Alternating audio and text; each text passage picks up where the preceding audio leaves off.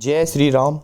तो हम सेट 6 के पार्ट 2 में क्वेश्चन नंबर 5 तक कर चुके हैं। अब ये सेट 6 के पार्ट 2 में क्वेश्चन नंबर 6 है और इसमें कह रहा है कि दिए गए परिपथ की सहायता से प्रतिरोधों R1, R2, R3 में प्रवाहित धारा ज्ञात कीजिए। सेलों का आंतरिक प्रतिरोध नगण्य है। मतलब ये जो परिपथ है इसमें सोल्व करके हमें इसमें कितनी धारा जा रही है, इसमें कितनी धारा जा रही है, इसमें कितनी धारा जा रही है वो पता करना है। ठीक है, तो हम क्या करते हैं, इस मान लीजिए ये जो 30 वोल्ट वाली सेल है इसमें से करंट जा रहा है आई। ठीक है, तो यहाँ से आई करंट आया, यहाँ से चला है, यहाँ पर संधि है तो यहाँ से दो हिस्सों में बढ़ जाएगा। ये मान लिया करंट इसमें चला गया I1। ठीक है, तो इस वाली के लिए कितना बचेगा, इस वाली के लिए करंट बचेगा I माइनस I1। ठीक है, अब ये दोनों करंट घूम के आएंगे, I माइनस I1 इधर से आएगा और I1 इधर से आएगा, इस संधि पे मिलके दोनों, फिर इसमें कितना करंट आएगा, इसमें करंट आएगा I। ठीक है, यानी R1 में करंट जा रहा है I, R2 में करंट जा रहा है I1 और R3 में करंट जा रहा है I माइनस I1। ठीक है, अब मैं कुछ बिंदु लिख देता हूँ यहाँ पे, जैसे ये A है, B, ये बिंदु C ले लिया, इधर D, E और F। ठीक है, अब क्या करते हैं, किरचॉफ का लूप नियम लगाएंगे हम। तो सबसे पहले लगाते हैं लूप ABCDA में। ठीक है, बंद लूप है ABCD और A। तो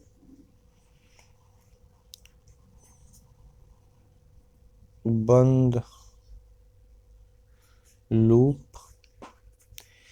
ABCDA में KCL लगाने पर, KCL क्या है, किरचॉफ सर्किटल लॉ। ठीक है, तो देखो क्या हो रहा है, हम पहले जब A से B में जा रहे हैं तो हमारे क्या रास्ते में मिला हमें 10 ओम का प्रतिरोध, और जो इसमें करंट भी ऐसे ही जा रहा है जैसे हम जाएंगे। हम A से B में जा रहे हैं, करंट भी इसी दिशा में जा रहा है, तो यहाँ पर जो विभव परिवर्तन क्या होगा वो निगेटिव लिया जाएगा, तो होगा माइनस के 10 और करंट कितना है I माइनस I1 है। ठीक है, अब आगे क्या है, आगे हम बैटरी में हम प्लस से माइनस में गए, इधर ये प्लस ही रहा है वो माइनस, हमें रास्ते में प्लस से माइनस पे उतर रहे हैं नीचे, तो क्या लिया जाएगा, -10 लिया जाएगा, ये माइनस के 10 वोल्ट।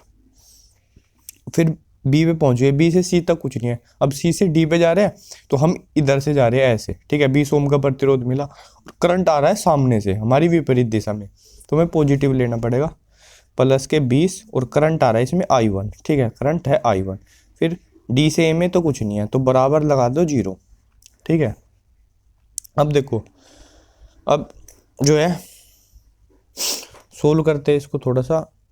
I1 कितना है, यहाँ से देखो -10 और माइनस के 10 I1, तो 10 I1 प्लस का यहाँ हो जाएगा 20 यहाँ है। ठीक है, तो I1 टोटल कितना हो गया, 30 I1 हो गया।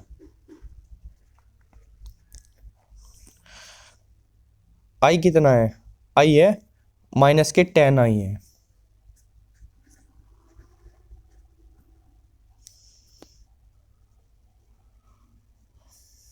ठीक है, माइनस के 10 I है और उसके अलावा क्या है, 30 I1 होगा और -10 है। ठीक है, -10 इक्वल टू 0 है, तो एक काम करते हैं इसको 10 से डिवाइड कर देते हैं, तो 3 I1 और माइनस I -1 इक्वल टू 0। ठीक है, या ऐसे लिख दो 3 I1 बराबर, ये दोनों इधर आ गए तो I + 1, इसको बोल देते हैं इक्वेशन 1। ठीक है, अब जो है यही सेम काम यानी KCL जो है इस लूप में लगाएंगे DCFED में। ठीक है, ये भी बंद लूप है DCFED। देखो पहले हम D से C में जाएंगे तो I1 करंट जा रहा है। ठीक है, और हम करंट की डायरेक्शन में जा रहे हैं, हम भी ऐसे जा रहे हैं, तो माइनस का 20 I1 होगा। उसके बाद हम ऐसे जा रहे हैं, करंट भी I ऐसे ही आ रहा है, तो माइनस के 10 I होगा, इसमें करंट ये I आ रहा है। उसके बाद हम माइनस से प्लस पे गए तो ये प्लस कर लिया जाएगा, +30 हो जाएगा, डी पे चले जाएंगे तो 0, तो माइनस के 20 I1 और माइनस के 10 I + 30 बराबर 0, यानी माइनस के 20 I1 माइनस के 10 I + 30 इक्वल टू क्या है, 0। इसको भी 10 से डिवाइड कर दे तो क्या होगा, तो माइनस के 2 I1 बचेगा और माइनस I और +3 बराबर 0। एक काम करते हैं, I1 को छोड़ के इन दोनों को इधर ही ले जाते हैं, तो -2I1 बराबर I -3, क्योंकि I प्लस का आ गया इधर 0 की साइड में आ गया, 3 माइनस का। अब इक्वेशन 1 इसको इक्वेशन 2 बोलते हैं, और इक्वेशन 1 में से इक्वेशन 2 समीकरण 2 घटा लेते हैं। समीकरण 1 -2, ठीक है। तो देखो 3I1 है, उसमें से 2I1 घटाना है माइनस का, तो माइनस माइनस हो जाएगा प्लस, तो हो जाएगा 5I1, ठीक है। और I में से I माइनस हो गया, क्या हो जाएगा, 0 ही हो जाएगा, 0। और 1 में से माइनस का 3 घटाना है, तो जुड़ जाएंगे, कितना हो जाएगा, +4। तो I1 की वैल्यू क्या आ जाएगी, I1 बराबर आ जाएगा 4/5, 4/5 एम्पियर, ये आ गया I1। अब I निकालना है, इस इक्वेशन से निकाल लूँ। I निकालने के लिए माइनस का 3 इधर प्लस में चला जाएगा, मतलब 3 - 2I1, I बराबर 3 - 2I1, यानी कि 3 - 2 × 4/5, तो कितना है, 5 × 15 में से 8 गए 7, 7/5 ही आ जाएगा, ठीक है। सोल्व कर सकते हो इसको, एम्पियर। I करंट ही आ गया। अब एक I - I1 निकालना है, तो I - I1 क्या हो जाएगा, 7/5 एम्पियर माइनस 4/5 एम्पियर, कितना आ गया, 7/5 में से 4/5 जाएगा तो 3/5 आ जाएगा, 3/5 एम्पियर, ठीक है। तो R1 में क्या जा रहा था, R1 में तो करंट जा रहा था I, तो R1 में यहाँ करंट जा रहा है 7/5 एम्पियर। R2 में करंट जा रहा था I1, तो यहाँ जा रहा है 4/5 एम्पियर, और ठीक है। और इधर जा रहा था I1 I - I1, तो I - I1 इधर जा रहा है 3/5 एम्पियर। तो तीनों में हमने करंट निकाल दिया, ऐसे अलग अलग लिख दियो। ये I - I1 आ गया, ये I आ गया, और ये I1 आ गया, ठीक है। अब नेक्स्ट क्वेश्चन देखते हैं, पर पूरा देख लो।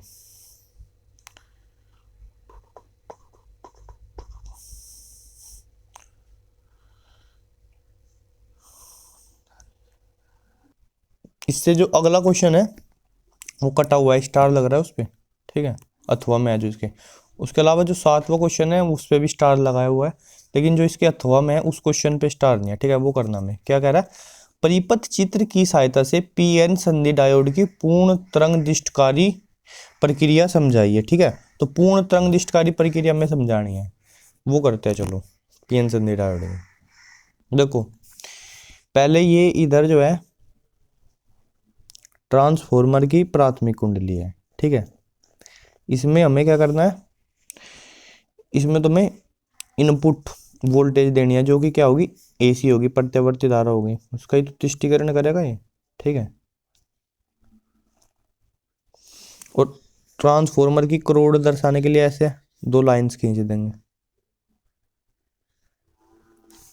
उसके बाद क्या है, इधर ये द्वितीय कुंडली है,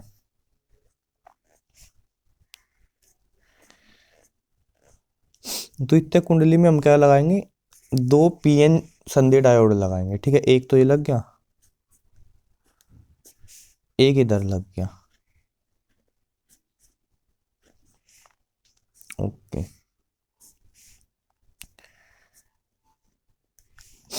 ऐसे बोल सकते हैं, इसको डायोड D1 बोल दो, इसको D2।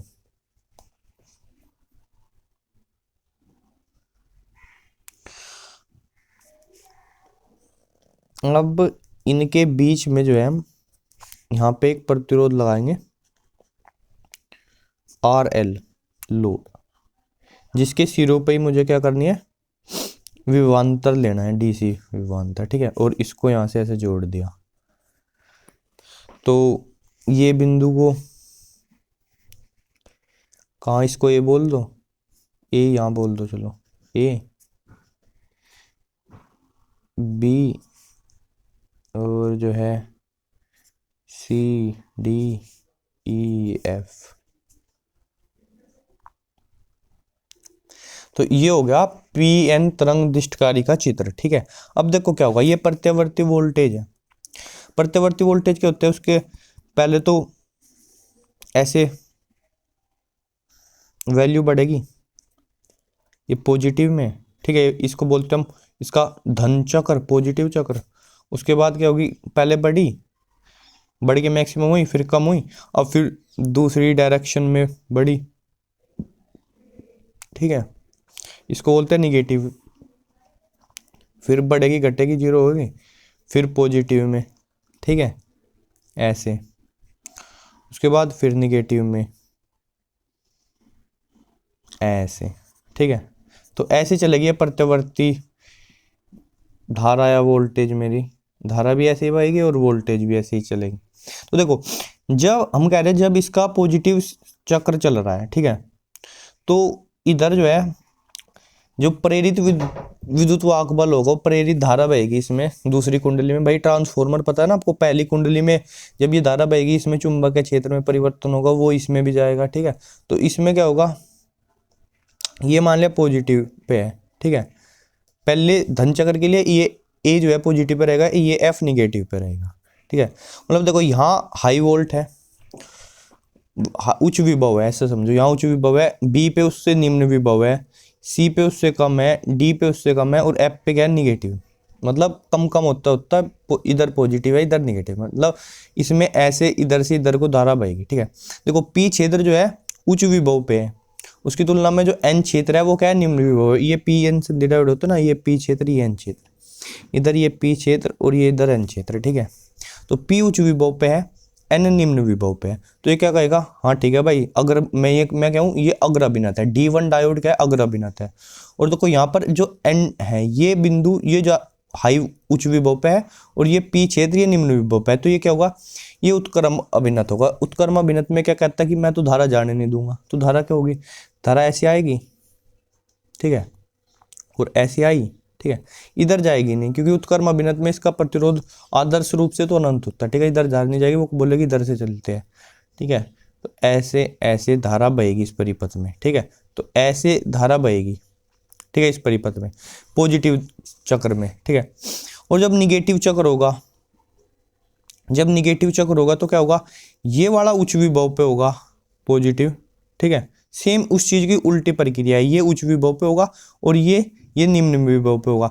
तो इस बार करंट जो है ऐसे चल के ऐसे जाएगा, ठीक है, करंट क्या होगा, ऐसे चलेगा, ऐसे बहेगा, ऐसे बहेगा, और ठीक है उधर जाएगा नहीं क्योंकि वो उत्क्रम अभिनत है, इस बार ऐसे। तो यहाँ देखो इस RL के सिरे पे क्या हो रहा है, करंट हर बार C से D की ओर जा रहा है, ऐसे तो नहीं कि एक बार C से D की ओर, एक बार D से C की ओर, C से D की ओर, D से C की ओर। अगर ऐसे जाता C से D, D से C, वो जाता प्रत्यावर्ती धारा, क्योंकि करंट की दिशा बदल रही है, एक बार पॉजिटिव एक बार निगेटिव। वही तो पॉजिटिव निगेटिव का मतलब क्या होता है इसमें, ये होता है कि एक बार करंट ऐसे एक बार ऐसे। लेकिन यहाँ देखो, यहाँ पर हर बार करंट क्या हो रहा है, करंट जो है C से D की ओर ही जा रहा है, ठीक है। यानी जो हमें धारा प्राप्त हो रही है यहाँ पे, वो कैसी धारा है, वो दिष्ट धारा है, ठीक है। तो समझाना, बस कहना कि पॉजिटिव धन चक्र में DN जो होगा वो अग्रभिनत होगा, D2 उत्क्रम अभिनत होगा, तो ऐसे धारा बहेगी, ठीक है, ABCD में, ठीक है। उसके बाद जब निगेटिव अर्धचक्र होगा, ऋणात्मक अर्धचक्र, उसमें जो है D2 अग्रभिनत होगा, D1 उत्क्रम अभिनत, तो धारा FECD ऐसे जाएगा, ठीक है। तो हमें जो धारा प्राप्त हो रही है वो कैसी है, दिष्ट धारा है, मतलब जो हमें धारा प्राप्त हो रही है वो, अरे यार तिरछी लाइन बनेगी, चलो इसको तिरछा ही कर, हमें कैसी धारा प्राप्त हो रही है, ऐसी, ठीक है। ये धारा का मान बढ़ता है घटता है इसके हिसाब से, पर एक ही दिशा में है धारा, हमेशा C से D दिशा में है। तो ये तो था निवेशी सिग्नल, निवेशी, ठीक है, जो कि क्या है, प्रत्यावर्ती धारा है AC। और ये क्या है, निर्गत, जो हमें इसने पूर्ण तरंग दिष्टकारी ने जो आउटपुट दिया है, ठीक है, वो है निर्गत। और निर्गत क्या है मेरा, निर्गत है मेरा DC यानी डायरेक्ट करंट, ठीक है। इसमें क्या होता है, यहाँ पर टाइम, ये टाइम की एक्सिस है, ठीक है, ये तो सॉरी VI की एक्सिस होगी, ये टाइम की एक्सिस है। समय यहाँ पर 0, यहाँ पे 0, यहाँ पे आधा जगह T/2, फिर यहाँ पे T हो जाएगा, वही सब चीज़ है, यहाँ 3/T/2, यहाँ पे T/2 है, तो भाई यहीं पे होगा ना T, फिर यहाँ पे 2T ऐसे। लेकिन हमें क्या मिल रही है, एंड में दिष्ट धारा ही मिल रही है हर स्थिति में। इसमें साथ ही हम ऐसे दर्शा सकते हैं, ये वाली धारा जो है D1 से आई थी, D1 डायोड से, ये D2 से, फिर ये D1 से, फिर ये D2 से, ऐसी, ठीक है। वो जितना बड़ा ये है ना ऐसे, उसके नीचे उतना ही बड़ा ये भी बनाना है, ठीक है, ऐसे ऐसे। ओके, अब नेक्स्ट क्वेश्चन देखते हैं हम।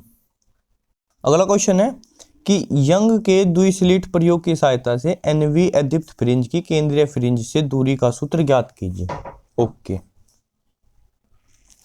तो देखो दो स्लिट्स बनाते हैं, ठीक है, एक ही होगी मान लिया, एक ही होगी, ये S1 है और ये S2 है। इनके जो बीच की दूरी है वो है स्मॉल d, ठीक है, और इनके बिल्कुल बीच में बिंदु है, कोई भी कुछ भी मान लेंगे, चलो बाद में, उससे जो है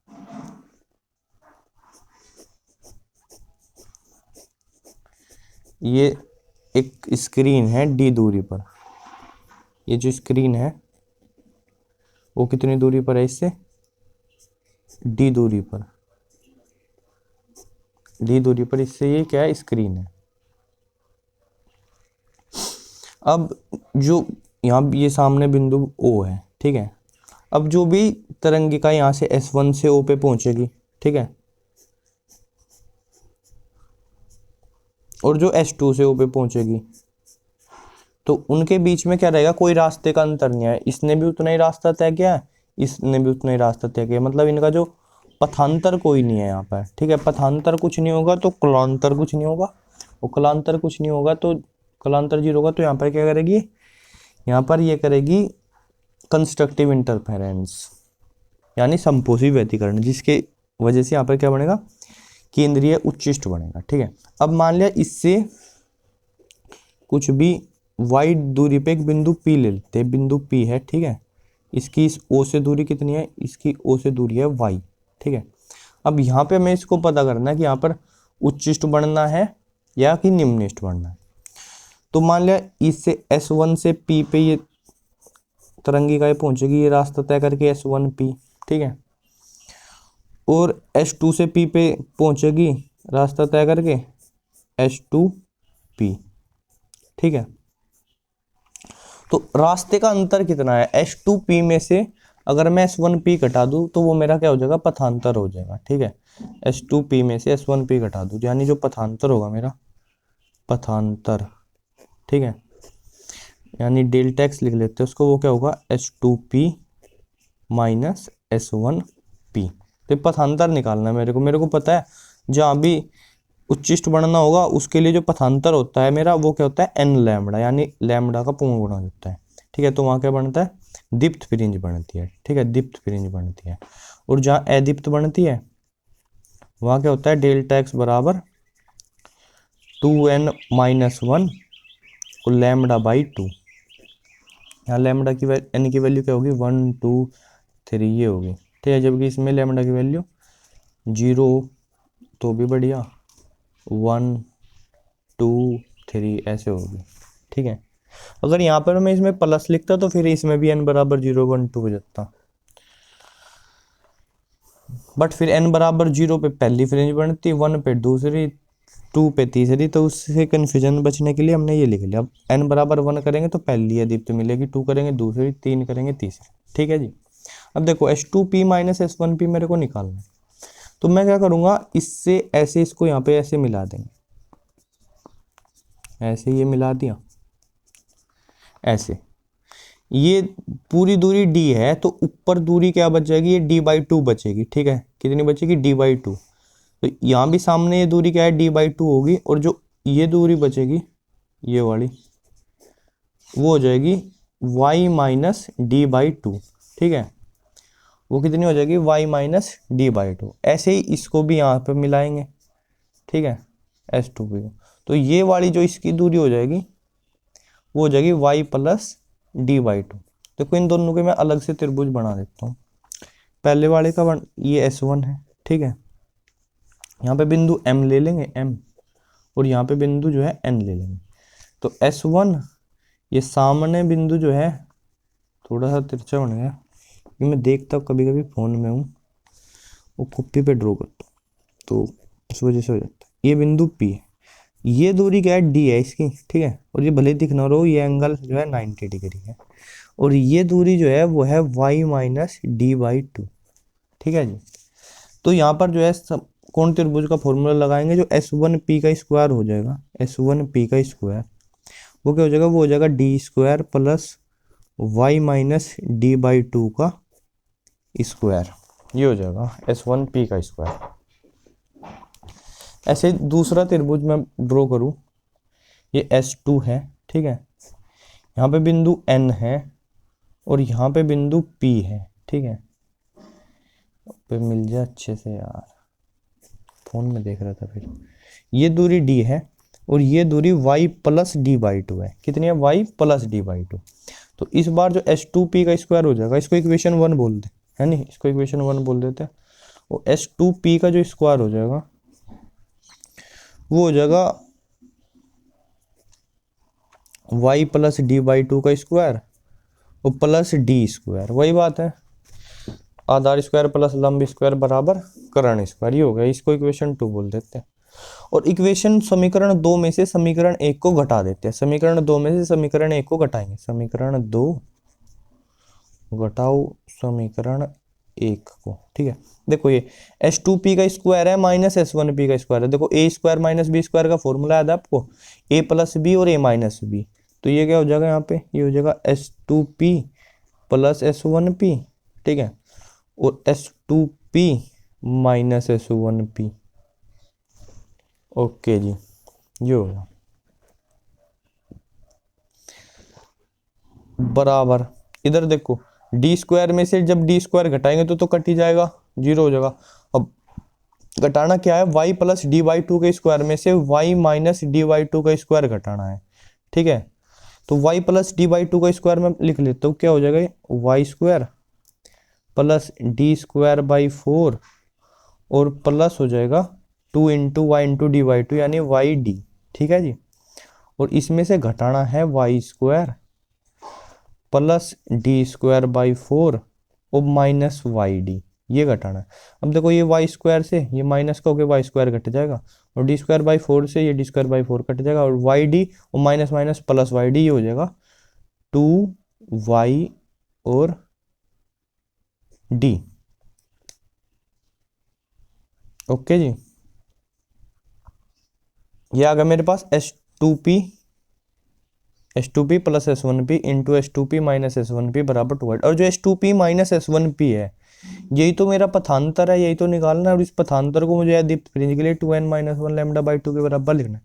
पर मेरी एक बात ध्यान से सुनो, अब ये जो d होता है ना, ये d होता है बहुत ही छोटा सा, मतलब मिलीमीटर ऑर्डर का, 1 मिलीमीटर, ठीक है, और ये जो d होता है ये होता है 1 मीटर 2 मीटर, ठीक है, मतलब ये इससे लगभग 1000 गुना बड़ा होता है, ठीक है, मतलब ये वास्तव में ये चीज ऐसी होती है, मतलब इधर ये ऐसे मैंने, इधर ये भी मैंने बहुत बड़ा बना दिया, और ये ऐसा, तो अब मैं इससे यहाँ पे ये मिलाऊं, मतलब, और ये पॉइंट इससे y जो है ऐसे इतनी दूर ले लिया, तो जो S1P है, अरे कहाँ मिल रहा है यार, जाके यहाँ से अब देख के मिलाऊंगा, जो S1P है जो S2P है, वे दोनों लगभग लगभग बराबर ही है, और लगभग लगभग बराबर ही है d के, ठीक है, यानी हम बोलेंगे भैया S1P लगभग लगभग बराबर है S2P के, और ये बराबर है लगभग d के, ठीक है, यानी जो मेरा S1P प्लस S2P है वो लगभग किसके बराबर हो जाएगा, वो लगभग बराबर हो जाएगा 2d के, ठीक है,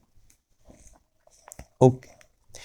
तो यहां पर मैं इसकी जगह लिख दूंगा 2d, इसकी जगह लिख दूंगा डेल्टा x और बराबर 2yd, यही लिख देते हैं, 2d इंटू डेल्टा x बराबर 2y और d, तो 2 से 2 कट गया, यहाँ से डेल्टा x क्या आ गया, डेल्टा x आ गया वाई डी अपॉन डी, ये आ गया। अब हमें पता है डेल्टा x बराबर क्या लेना है अधिक फ्रिंज के लिए, 2n माइनस के 1 और लैम्डा बाई 2, ठीक है, तो 2n माइनस के 1 इंटू लैम्डा बाई 2 बराबर है वाई डी अपॉन डी के। निकालना क्या है मेरे को, y निकालना है, ठीक है, क्यों, क्योंकि मेरे को केंद्रीय उच्चिष्ट से अदीप्त फ्रिंज की दूरी निकालनी थी ना, ठीक है, तो y बराबर क्या हो जाएगा, y बराबर हो जाएगा इसकी d की इधर मल्टीप्लाई हो जाएगी और छोटे d से डिवाइड, यानी 2n-1/2, ये तो ये हो गया, और डी लैम्डा अपॉन डी, ये हो जाएगी केंद्रीय उच्चिष्ट से अदीप्त फ्रिंज की दूरी, ठीक है, और यही मेरे को निकालनी थी इसमें। Okay done. नेक्स्ट क्वेश्चन देखते हैं। देखो अब इसमें अगले क्वेश्चन में में कह रहा है कि हाइगेन्स का तरंग सिद्धांत क्या है, इस सिद्धांत को उपयोग करते हुए प्रकाश के अपवर्तन का स्नेल नियम स्पष्ट कीजिए। ठीक है जी, देखो हाइगेन्स का तरंग सिद्धांत क्या है। हाइगेन्स ने कहा कि देखो प्रकाश जो है भैया वो किसी भी स्रोत से निकल के तरंगों के रूप में चलता है, ठीक है, और जो प्रकाश जो है वो यांत्रिक तरंग है, ठीक है जी। तो फिर हमने कहा अच्छा यांत्रिक तरंग है, तो ये बताओ प्रकाश निर्वात में कैसे चलता है। तो हाइगेन्स ने कहा देखो निर्वात नहीं होता। अच्छा हमने कहा क्या होता है, हमने कहा कि देखो एक काल्पनिक माध्यम है जो हर जगह है, ठीक है, हर जगह है, और वो कैसा है, वो ईथर है, उसका नाम दिया ईथर, वो केमिस्ट्री वाला ईथर नहीं आरोहण, इसने इस माध्यम को नाम दिया। एक बहुत ही माध्यम है जिसका भारहीन है और लगभग घनत्व बहुत कम घनत्व है, और जो इसकी प्रत्यास्थता जो है बहुत हाई है, ठीक है। तो अच्छा उसने कहा कि उस माध्यम में जो है ये प्रकाश जो है तरंगिकाओं के रूप में चलता है, ठीक है। ये जो है यही हाइगेन्स का तरंग सिद्धांत है, ठीक है। और जो है क्योंकि जो यांत्रिक तरंग उसने मानना था तो उसने उसके हिसाब से जो है प्रकाश अनुदैर्घ्य तरंग होनी चाहिए, लेकिन बाद में सिद्ध हुआ कि जो प्रकाश है वो अनुप्रस्थ तरंग है और यांत्रिक तरंग नहीं है बल्कि विद्युत चुंबकीय तरंग है, तो वो बाद की बात है। लेकिन हाइगेन्स का सिद्धांत वही था जो हमने बताया पहले कि ईथर में चलता है, तरंगों के रूप में चलता है, ठीक है जी। ये था हाइगेन्स का तरंग सिद्धांत। उसके बाद द्वितीयक तरंगिका का सिद्धांत है, वो इसने पूछा नहीं पूरा। द्वितीयक तरंगिका क्या है कि जब कोई प्रकाश स्रोत से तरंगे निकलती है तो वो माध्यम के कण जो है कंपन करने लगते हैं, और जो कंपन की समान कला में होते हैं वो तरंगागर कहलाते हैं, ठीक है। और जो स्रोत अगर बिंदु होता है वो तरंगागर कैसा होगा, लगभग गोलीय तरंगागर होगा, ठीक है जी। उसके बाद हर जो माध्यम का कण है जब उस तक तरंग पहुंचती है तो वो द्वितीयक तरंगिकाओं के स्रोत का मतलब द्वितीयक तरंगिका के स्रोत का काम करता है, उससे द्वितीयक तरंगिकाएं निकलकर हर दिशा में चलती है, और ऐसे जो है तरंगिकाएं चलती रहती है।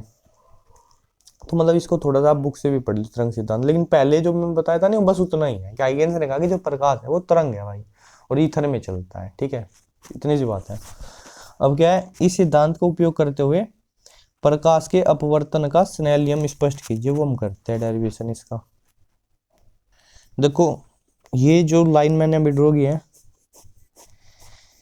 ये क्या कर रहे हैं, उसके ऊपर एक अलग माध्यम है, इसके नीचे जो है दूसरा माध्यम है, ठीक है, ये हो गया।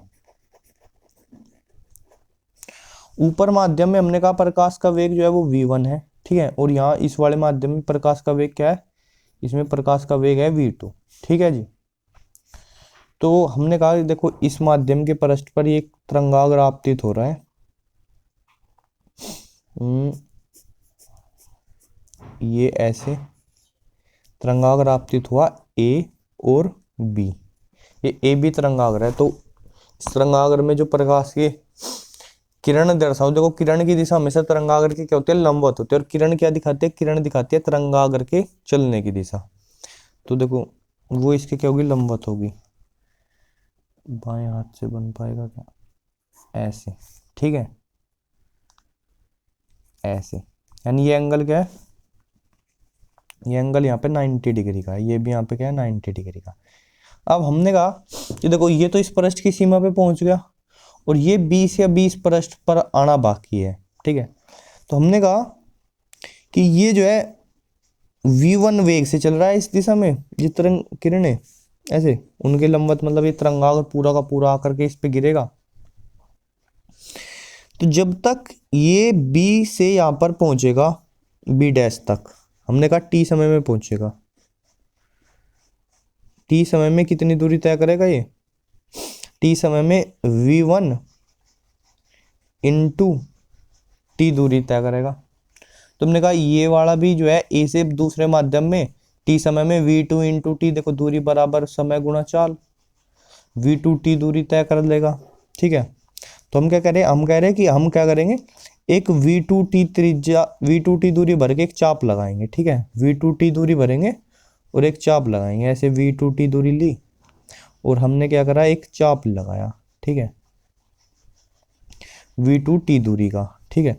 अब इसको क्या करा हमने, इसको यहाँ, इसको ये जब B से पहुंचा B डैश तक और ये A से पहुंचेगा A डैश तक किसी बिंदु तक, हम क्या करेंगे, इस B डैश से इस पर स्पर्श रेखा खींचेंगे, ठीक है, ये होगी स्पर्श रेखा।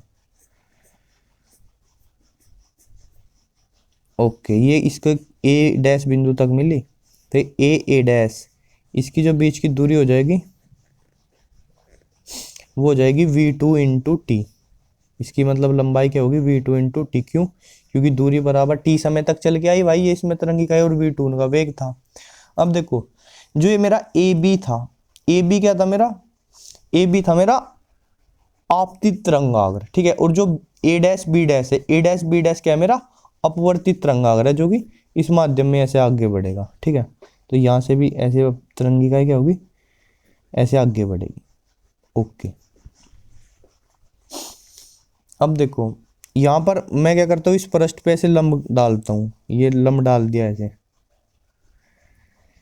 ये हमने ऐसे लंब डाला इस पृष्ठ पर। ये देखो, ये आपतित किरण है और ये भी लंब डाल दिया जहाँ पर पहुंच रही है किरण। तो ये क्या हो गया, ये हो गया मेरा आपतन कोण आई हो गया, ठीक है, ये क्या होगा, आपतन कोण आई हो गया।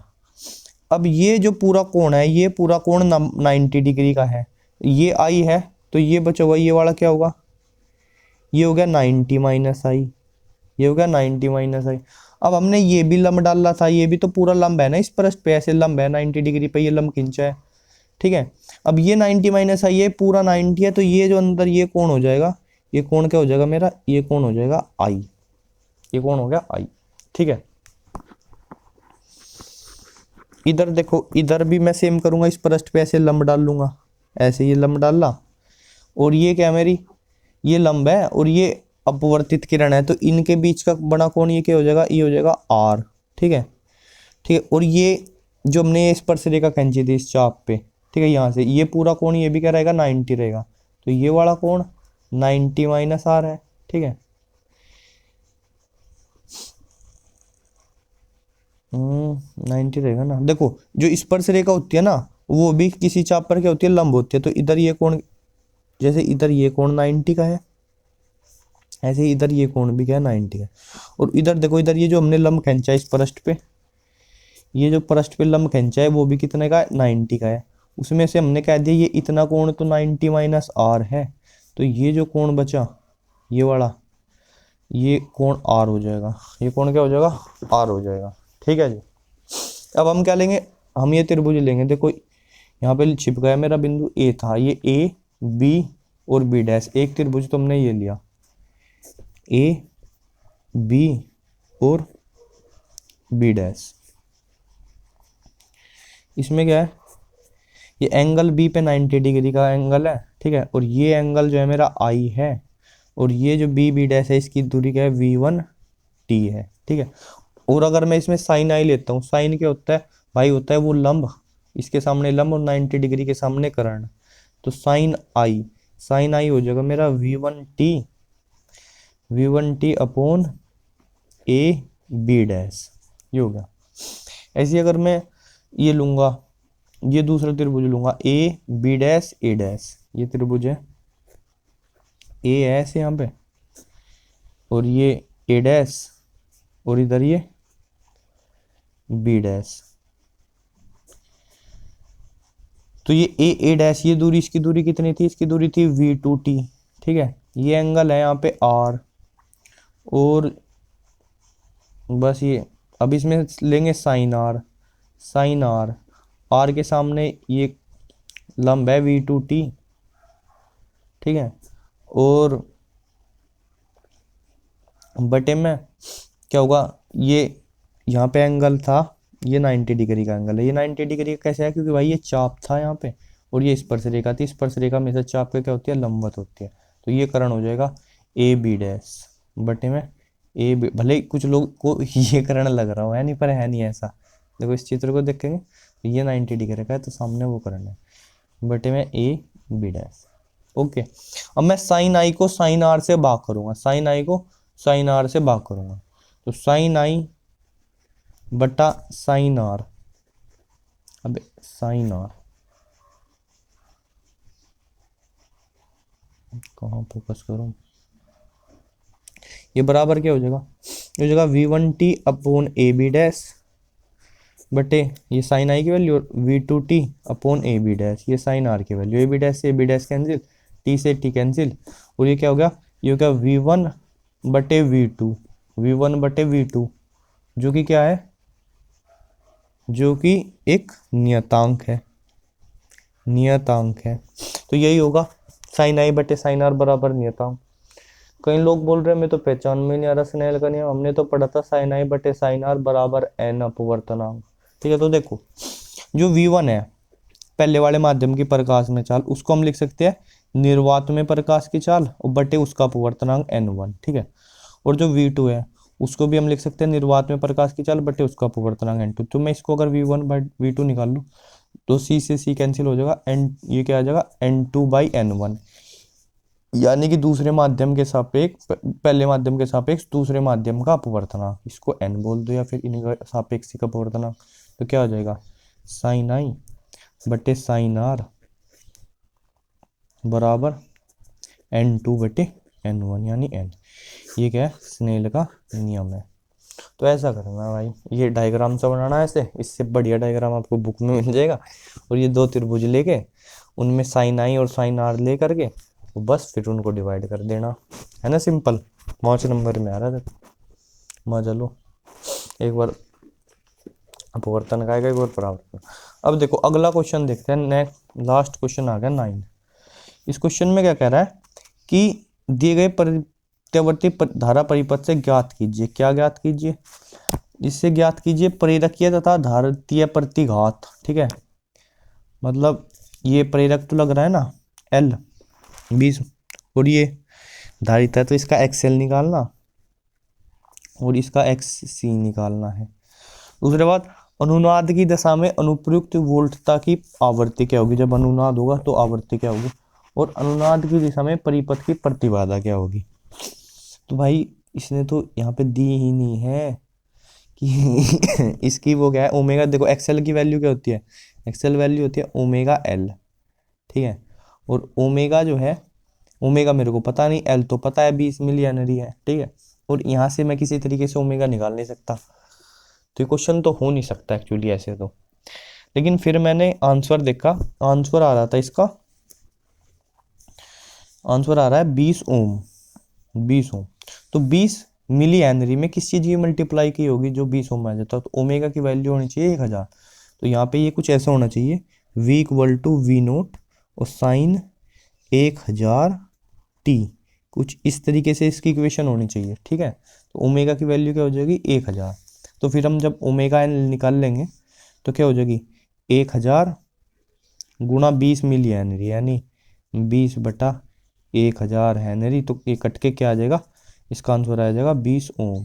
मिली का मतलब 1 बटा 1000 होता है, ध्यान दीजिए, मिली मतलब 1 बटा 1000, माइक्रो का मतलब 1 बटा 10 लाख होता है। तो यहाँ पे XC निकालने, XC की वैल्यू क्या होगी 1 बटा ओमेगा C। ठीक है, ओमेगा तो मैंने कह दिया कि 1000 है, और C कितना है 2 माइक्रो फैराड, यानी 2 गुणा 10 की पावर माइनस के 6। अब ये 10 की पावर 6 जो है ये 3 है, तो ये बचेगा 1 बटा 2 गुणा 10 की पावर माइनस के 3 बचेगी। भाई 3 तो पावर यहाँ है, माइनस 6 है, माइनस की 3 ये ऊपर चली जाएगी, 1000 बटा 2 क्या आ जाएगा 500 ओम आ जाएगा, और यही आ रहा था इसका, तो ये आ गया। दूसरा क्या कह रहा है, अनुनाद की दशा में अनुनाद की दशा में फ्रीक्वेंसी क्या होती है 1 बटा 2 पाई अंडर रूट L और C ये होती है। तो 1 बटा 2 पाई L की वैल्यू रख देंगे कितनी है 20 गुणा 10 की पावर माइनस के 3 है, और C की वैल्यू कितनी है 2 गुणा 10 की पावर माइनस की 6 है। तो कितनी होगी ये देखो 20 दूनी 40, और देखो इसको 10 की पावर 1 बोल देंगे, 2 गुणा 10 की पावर 1, 1 तो यहाँ होगी और माइनस की 9 यहाँ होगी, माइनस की 8 बचेगी, यानी ये हो जाएगा 4 गुणा 10 की पावर 8, 1 बटा 2 पाई और रूट में 4 गुणा 10 की पावर माइनस के 8। अब देखो 4 को रूट से बाहर निकाल लेंगे तो 2 बार आएगा, 1/4 पाई हो गया। और ये क्या हो जाएगा, ये हो जाएगा 10 की पावर 8 को रूट से बाहर निकाल लेंगे माइनस के 4 आएगी, ऊपर चली जाएगी। आंसर हो जाएगा 10 की पावर 4 यानी 10,000 और बटे में 4 पाई। इसको तो आप सोल्व कर लियो है, नहीं कर दोगे, बहुत होशियार हो मुझे पता है। ये आ जाएगा आंसर करीब 796.2। थर्ड कह रहा है कि अनुनाद की दशा में परिपथ की प्रतिबाधा, जब अनुनाद होता है तो क्या होता है, अनुनाद की दशा में एक्सएल और एक्सी दोनों बराबर हो जाते हैं, और जो प्रतिबाधा होती है प्रतिबाधा आर के बराबर हो जाती है। आर कितना है इसमें, आ रहा है 1 किलो ओम यानी 1000 ओम। ठीक है, ध्यान रखना अनुनाद की अवस्था में जो जेड होता है, जेड किसके बराबर होता है, आर के बराबर होता है। और ये आर ही है मेरा, ओम है ना। अरे भाई प्रतिरोध का सिंबल है यार, इतना तो पहचानते हो तुम। तो देखो 1000 ओम ही इसका आंसर है। अब अगला देखो, फैराडे, एक अथवा का क्वेश्चन है, फैराडे का विद्युत चुंबकीय प्रेरण का नियम क्या है। तो भाई फैराडे के विद्युत चुंबकीय प्रेरण का नियम अब तक तुमको याद होना चाहिए, पेपर का टाइम है। प्रेरित विद्युत वाहक बल बराबर होता है चुंबकीय फ्लक्स में परिवर्तन की दर के। ठीक है, यानी E बराबर माइनस के d∅b/dt, चुंबकीय फ्लक्स में परिवर्तन बटे समय। अब क्वेश्चन है कि 100 टेस्ला के चुंबकीय क्षेत्र के लंबवत तल में एक तार को 10 सेंटीमीटर त्रिज्या वाले वृत्त के रूप में रखा गया।